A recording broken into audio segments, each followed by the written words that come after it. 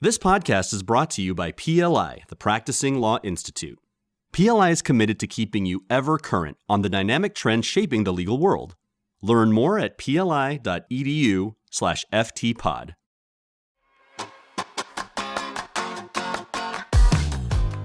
Welcome to Fast Tracked, Emergent Issues in the Legal Profession, brought to you by the Practicing Law Institute. I'm your host, Jen Leonard, founder of Creative Lawyers. Buckle up as we hit the gas and explore the most dynamic trends shaping the legal world. I hope you'll join us as we explore the future of law today.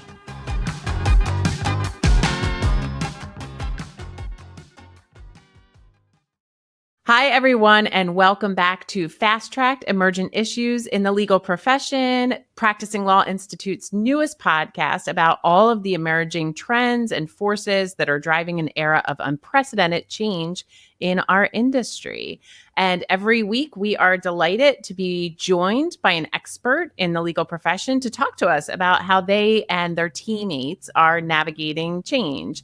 And this week, we are delighted to be joined by one of my absolute favorite people in legal, Whitney Stefko. Whitney is Director and Senior Counsel of Policy and Legal Ops Plus with Ford Motor Company. Whitney, hi. Hi, Jen. Thanks so much for having me. I'm so excited to talk to you, as I always am, and learn all about what's happening at Ford, what's happening in the world of legal ops and AI.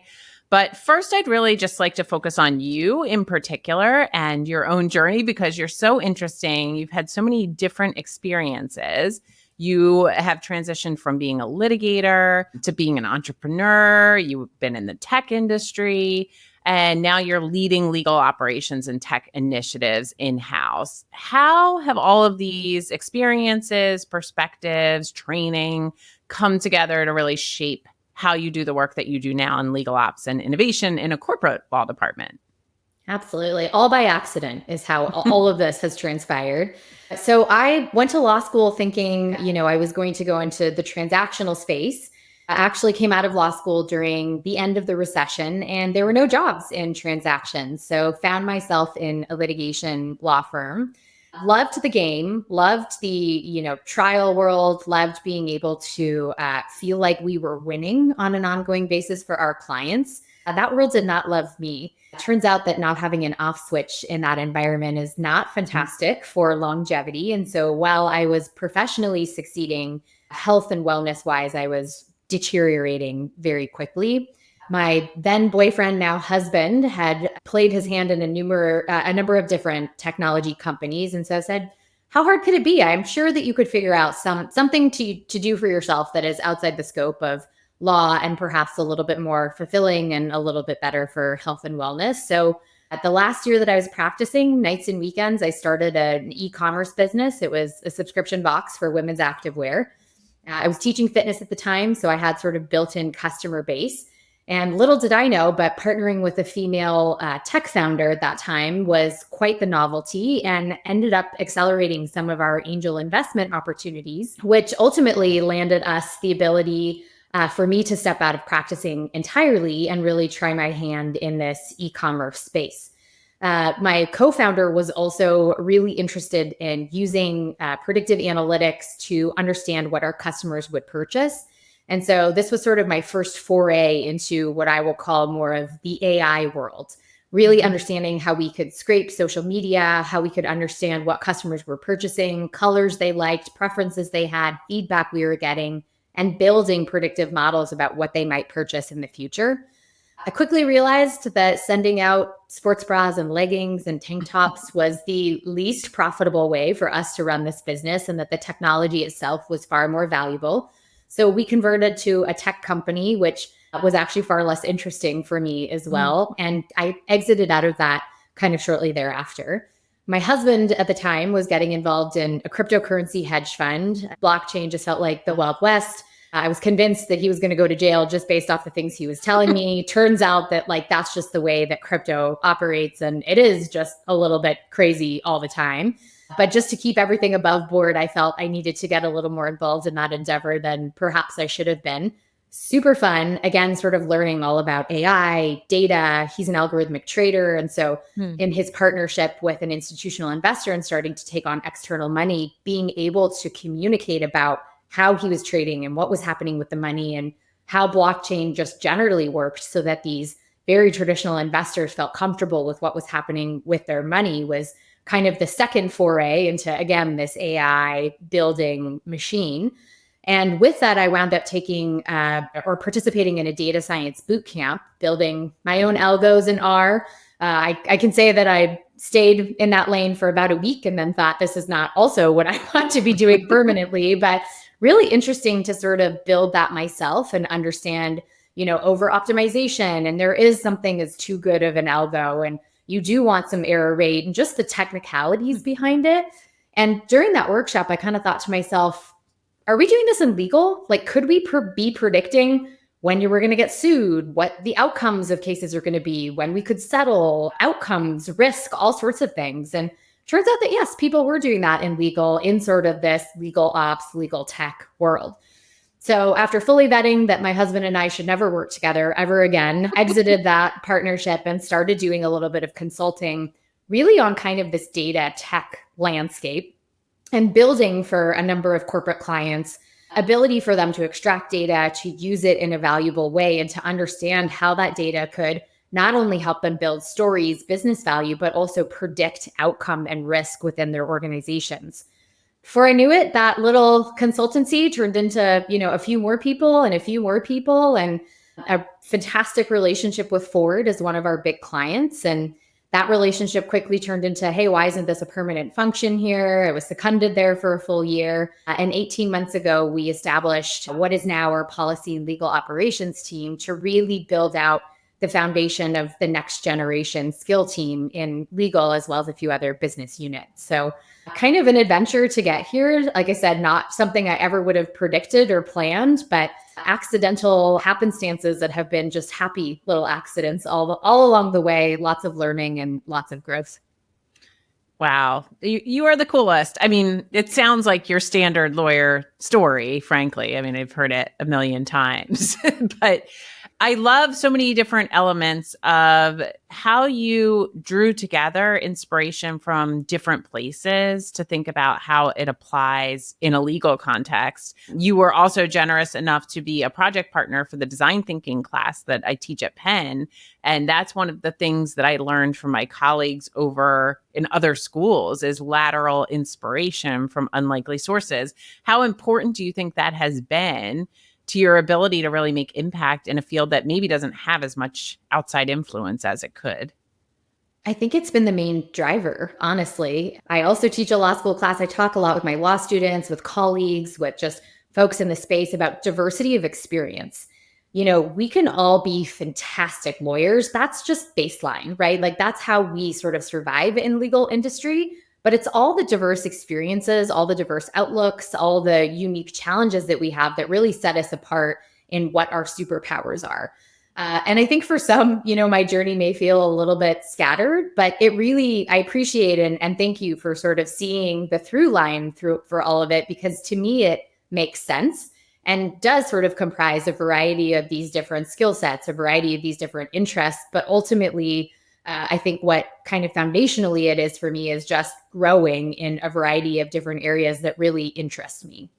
Yeah. How big was your consultancy at its height? So we had two main partners and a few just kind of 1099 backup help, I think two or three, at kind of the biggest. So still a relatively small shop, but enough that it was a fun adventure in both people management as well as business development, as well as sales, as well as back end, and then actually executing, the work that we were doing as well. So speaking of people, I promise I will not spend the entire time together just flattering you after every answer, but you are one of the few people I have encountered who has a technologist's background and experience as an entrepreneur, experience as a lawyer, who is also very pragmatic and able to communicate to people like they're human beings and understand perspectives and sort of adjust the way that you communicate in that environment, whatever it might be. And you've talked about, as the rest of us are sort of entering this world of technological transformation, taking a really human-centric approach to AI adoption, AI deployment. Tell me a little bit more about what you mean by that and what it looks like in practice. Yeah. I think that oftentimes in a lot of our technological adventures, we forget that the people who are using these tools, the people who will make those tools successful, the people who could potentially create failure for those tools are the people who are using those tools, right? And our variance, because of diversity of experience in terms of skill sets as just a human race, is so robust. There are people who, still in the legal field are not equipped to be utilizing the Microsoft suite of products in the most appropriate way, or perhaps even understanding, how email and internet and just modes of virtual communication operate.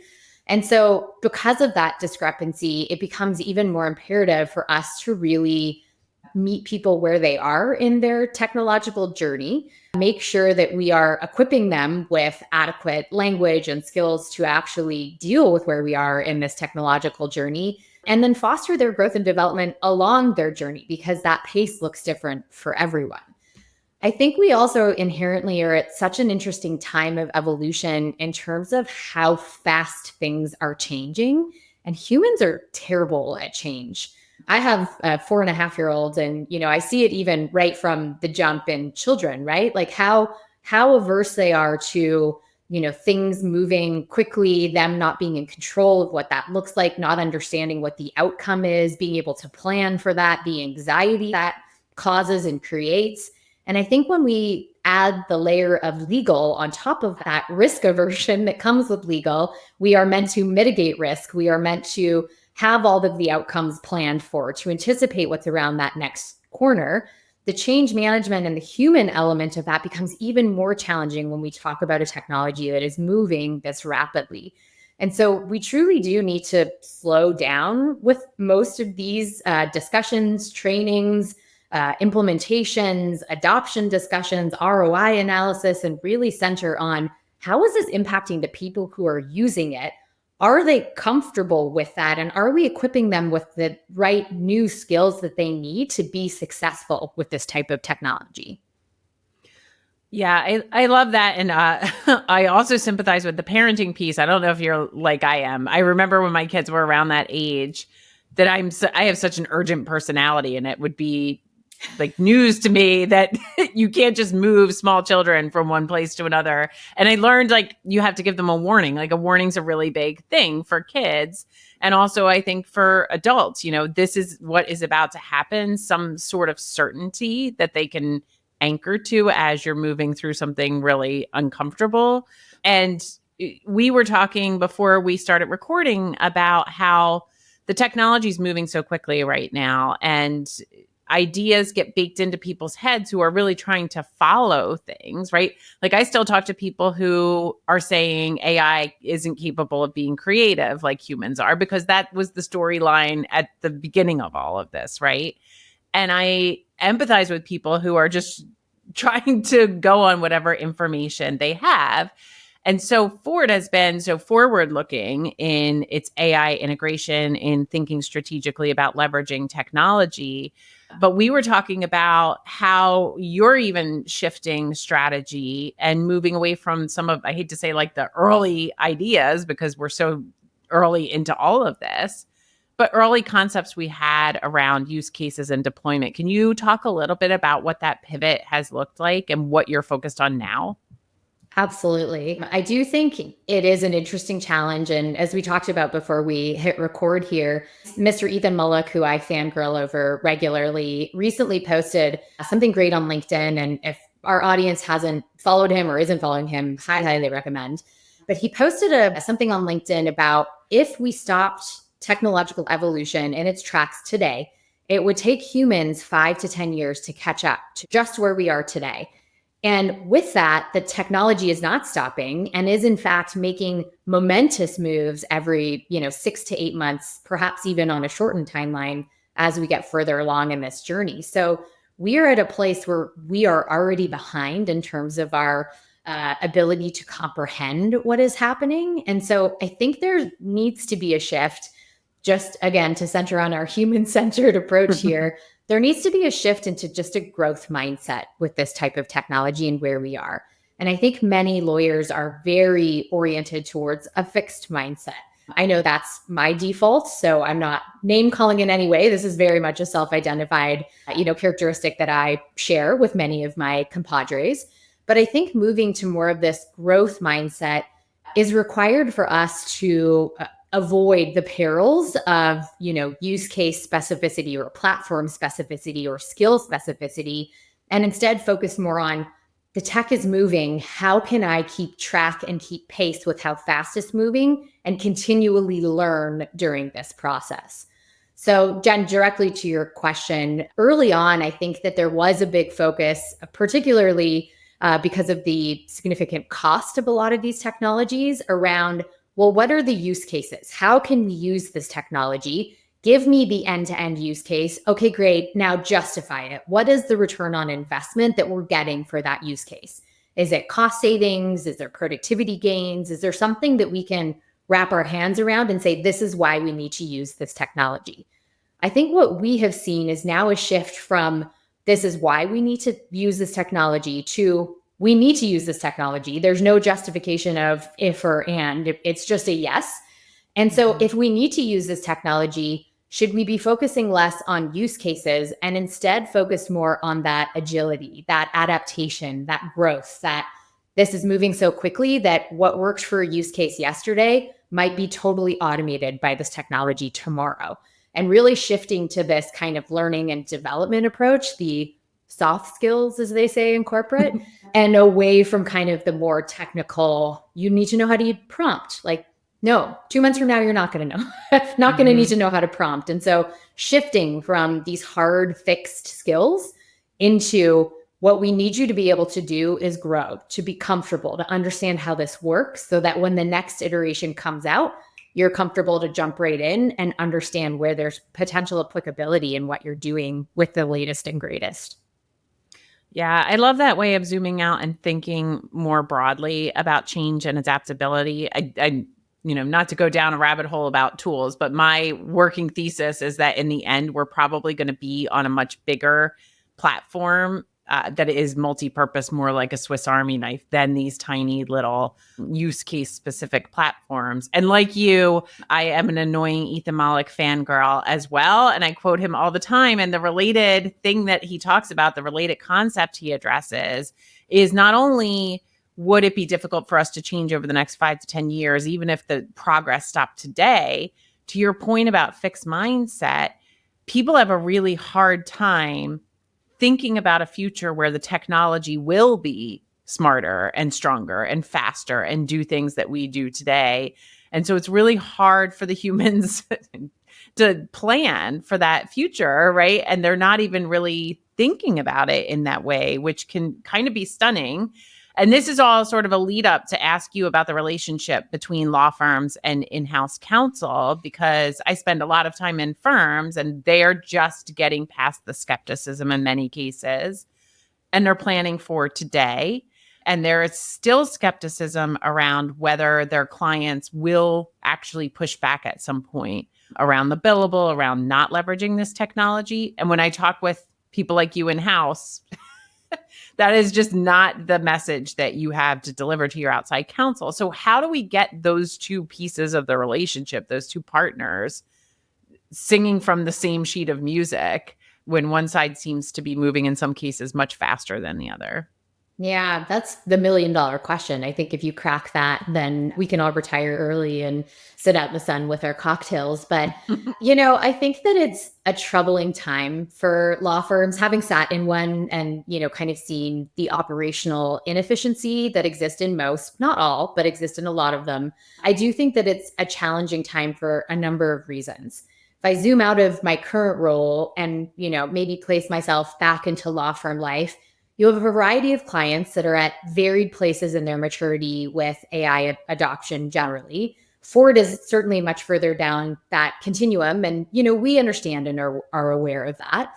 But if you're trying to navigate the waters of multiple clients, multiple billing guidelines, multiple policies about how you as a law firm can use their data, can, navigate AI, how you can use AI billing those clients for that type of work, the costs associated with perhaps deploying certain tools for some clients and not for others, the costs associated with also needing to educate some of your clients. And on the flip end, some of your other clients are also educating you. Like, that's a really challenging spot to be in an infrastructure that is largely antiquated, right?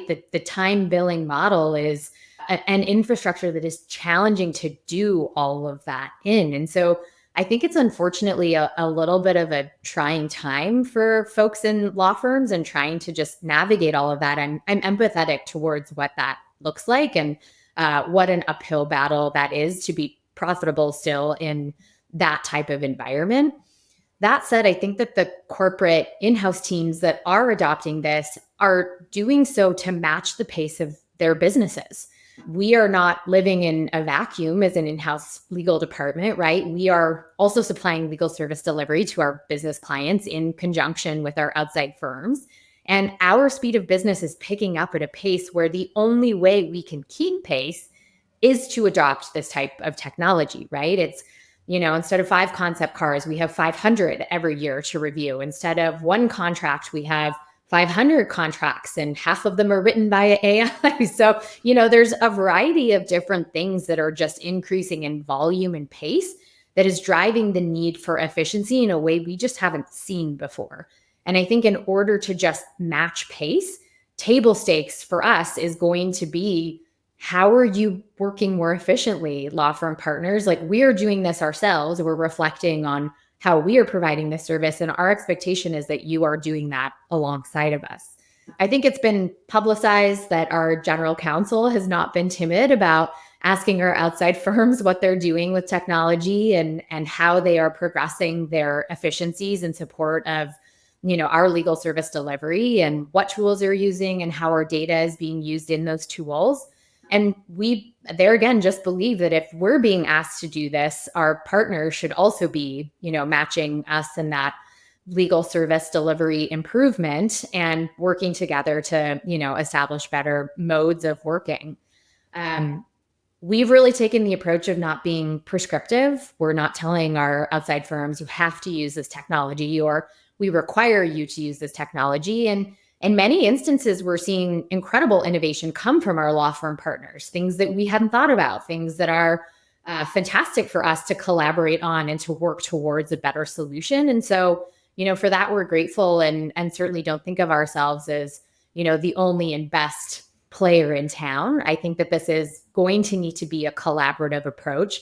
It's going to need to be, all of us are in this together, and it's going to need to be that centralized objective of volume and pace of business is increasing, and we just need to keep pace with that.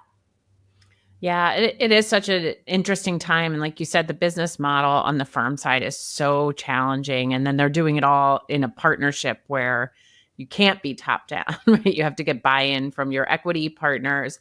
I have noticed, though, I've been studying the legal profession now for about 15 years, and this does feel like the first time where firms are, not as powerful in the relationship around selecting their technology, where there are clients who are being prescriptive and requiring their firms to use specific technology. And like you, I have empathy for the rapidity of change, the difficult nature of it.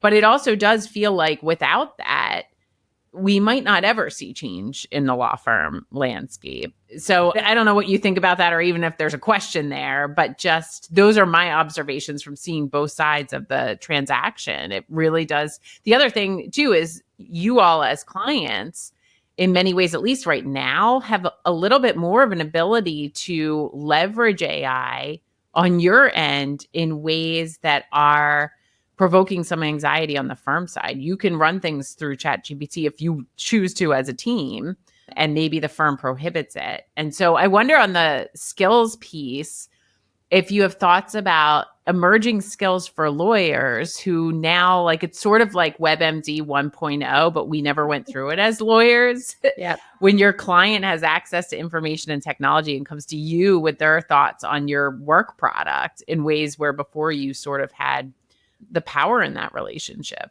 Yeah. I'm going to hit that second because I just want to come back to the first point you made about there are some clients that are being prescriptive in terms of technology, and perhaps that is limiting firms from being able to have that autonomy and making that selection themselves.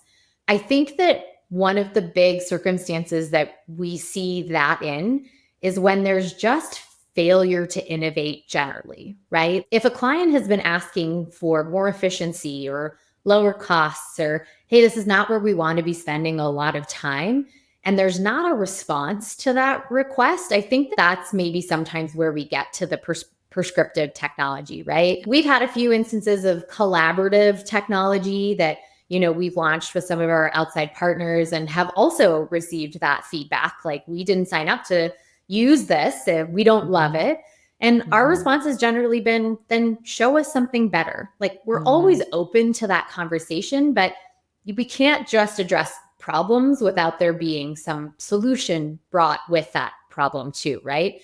And so I do wonder, I guess, if some of those clients that are being a little more prescriptive, that is just in response to, hey, we need to do something now, and there hasn't been another alternative proposed. So, we're making that selection for you, whether or not there is, big love of that selection or not. I think on the skill side from law firm lawyers, that, yeah, it is a big challenge. And certainly in-house, we are starting to think about how can we limit the amount of legal service that people are conducting through publicly available, tools. Certainly there's a big data concern there. What information is getting put into these tools? Is there awareness that's not allowed? Even sometimes information folks put into Google is a little bit surprising, and just their lack of awareness of what's happening to that data on the back end. But again, I do think we're at this really interesting place and time in the industry where the business is picking up so quickly that we are going to need to empower people to some extent to do perhaps some of that first pass, or have technology do that first pass with the subject matter expert coming in to review, finalize, and sort of sign off on. The volume is just at some point going to become unsustainable. If you take, not a Ford example, but if you take an industry example of marketing content, right? Let's say that you're submitting a massive amount of blog information about a product or a platform, and there are certain guidelines that you need to follow for that. Well, generative AI allows you to produce massive amounts of copy in such a short amount of time. A human lawyer is not going to be equipped to review that volume of content. Or if they were, it's going to cost the client a lot more money to try to sustain that type of legal service. And so, is there a world where we have, not necessarily 1-800-lawyer, but hey, push your content through this platform. It gives you sort of first review, first pass, and gives you red light or green light as to whether or not you need to reach out to, someone on the legal team thereafter. I think we're moving more in that direction of just self-service for kind of that first pass. And then the legal professionals really being in more of that advocacy and counsel role. We just don't need as much of that information review and analysis anymore. It really is more of that higher level subject matter expertise that I think we are going to start depending on legal teams for. Yeah, I totally agree with you. And I think it will be, like everything else, a big shift for lawyers in the value that they bring to the representation, how they evolve their skills. And that brings us maybe to one of the last questions I'll ask you. You are spending time with the newest members of our profession. You're teaching classes, including on generative AI, to law students, which is always a really interesting and wonderful experience. What is surprising you most about working with the next generation of lawyers right now? Yeah. I think the answer to that question changes every semester. This semester, I'm co-teaching a class just on artificial intelligence. It's a really interesting 13 class series, and every class covers sort of a different area of AI. autonomous vehicles, regulation, law, medical. We just had a class on warfare and weapons and military. And I think this semester, what has been the most surprising to me is how concerned the students are about making sure that we are balancing ethical development and use of AI with profitability and the inherent challenge that's coming from that, particularly with the current administration and what that looks like in terms of where funding is going and initiatives that the government is now starting to sponsor. I think last semester, sort of a big surprise for me was maybe more on the fixed mindset. I think I like to think that anyone who's in an educational environment is inherently going to be more growth oriented. And I had a class last semester that was just largely not that way. And so that was an extra challenge for me, but also sort of a surprise of, oh, I haven't had this makeup of this type of class just yet.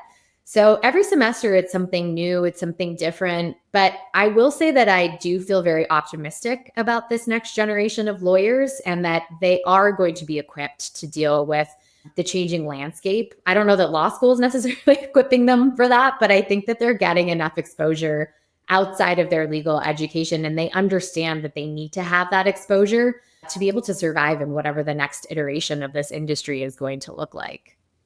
This is a little bit off of our roadmap for the conversation, Whitney, but you're talking about something near and dear to my heart, which is legal education, because one thing that has surprised me, I guest presented to a class on AI. So these are students who are self-selecting into a course on this. And I was surprised by show of hands how few are actively using AI in their day-to-day lives. And I'm not sure exactly why that is, but one of my theories is that law schools have been so conservative and prohibitive in the use of AI and setting the mindset that this is cheating, not elevating your work.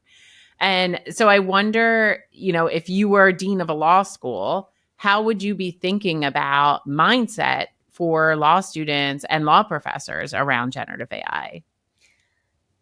Great question. I have no plans to be a dean of a law school, so this is all theoretical. And I will say I teach at ASU Law School, and I immensely respect Stacey Leeds, who is the dean of the law school there. I think she's doing some incredible work in exactly that mindset, soft skill development, and really AI kind of development and familiarity.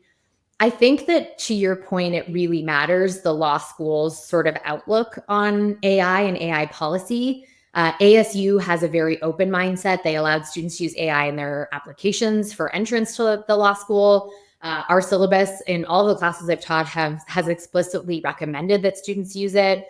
We, of course, have boundaries around citations, and all of the papers are pushed through systems for plagiarism. So, if you're lifting and shifting text, that's at your own peril.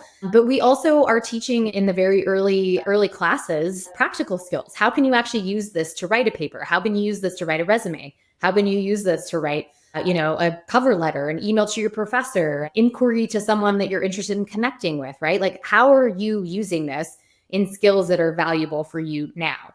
But I think that inherently we have an issue with the structure of legal education because we have so many people teaching who are not willing to adopt this and are not willing to advance their own knowledge in this area. And what that results in is teacher teaching student antiquated ways of doing things or skills and subject matter that is largely going to be inapplicable or is going to pivot significantly just by way of where we are. So I wonder if there's, a CLE that should be required for law school teachers where, they have sort of ongoing required education to be continuing teaching. I think certainly having a program within the law school that is leadership oriented, public speaking oriented, soft skill oriented, the things that AI, at least in the near term, is probably not going to take away, becomes even more important. And then continuing to collaborate with the legal environment, right? Like, what is changing? What are you having first and second year law students or, associates do in the law firm now? Doc production is going to go away, be totally automated. So what's the next set of skills that these folks need to learn? And then leveraging, those relationships, really making sure that rising tides are lifting all ships and that, we're kind of moving seamlessly together as opposed to in-house moving fast, law firms keeping pace, and then law students being so significantly behind. Thank you so much. And I'm not at all surprised because you are so judicious as a human being and thoughtful that you are spending your energy and your time in two places at ASU and Ford where they really are driving innovation, pardon the pun. Is that an official Ford tagline, driving innovation? It isn't, but it should be. I'll take it. Okay. Run that through the legal department. That's right. That's right. Well, that's great to hear. And as we wrap up, Whitney, you are also, as you mentioned at the beginning, a huge lifelong fitness enthusiast and advocate for taking care of your physical and mental health. So all of this change, I think you and I both find it pretty exhilarating, and that's the sense I get from you at least. But it can also be overwhelming. So how are you taking care of your health these days? Great question. I'm in Scottsdale, Arizona. We hit 90 degrees this week. We are officially out of winter and into spring here. I know that offends the senses of many, but until it's 100, we're still in spring temperatures. So I'm getting out every day for a vitamin D walk. I'm trying to take at least one of my calls outside in the sunshine while moving. I also have a walking treadmill. I am a true believer that sitting is the new smoking. And so physical activity for me is crucial for someone who works in an office at a computer all day, every day. And then another big thing that I'm still doing pretty regularly is meditating every morning. I know we talked about it before we hit record, but I just feel so strongly that centering before I look at email, before I look at social media, frankly, even before I interact with my family, is just better for everyone involved, even if it's just for a few minutes. Some days that's quite literally just 10 deep breaths and okay, on the ground and we're running. Other days it's more of a, I have 20 minutes for a guided meditation. I'm going to plug in some ear pods and go. But whatever it looks like, just something to start the day that is not about anyone but me. I love it. I'm so glad you end it with your family in that sentence. I thought you were going to say, frankly, before I log on to talk to podcast hosts. No, I would do that without meditating. This is a meditation in and of itself, Jen. Oh, thank you so much, friend. Well, I am so excited to watch you, get to learn from you, occasionally get to physically bump into you in different places where innovation is happening in legal. So thank you so much, Whitney, for sharing your perspective with PLI's audience. I know everyone out there has gotten a lot out of it, as have I. I really appreciate that, Jen. Thanks so much. It was a true pleasure. Oh, and thank you, everybody out there listening, for tuning in for another episode of Fast Tracked Emergent Issues in the Legal Profession. We look forward to seeing you on our next episode, where we'll explore another dynamic of change shaping legal. Until then, be well and take care. I hope you enjoyed this fascinating conversation as much as I did. Visit pli.edu for more insights, education, and resources for navigating this dynamic landscape. And until next time, stay curious and stay adaptable as we work together to chart a course into an exciting future.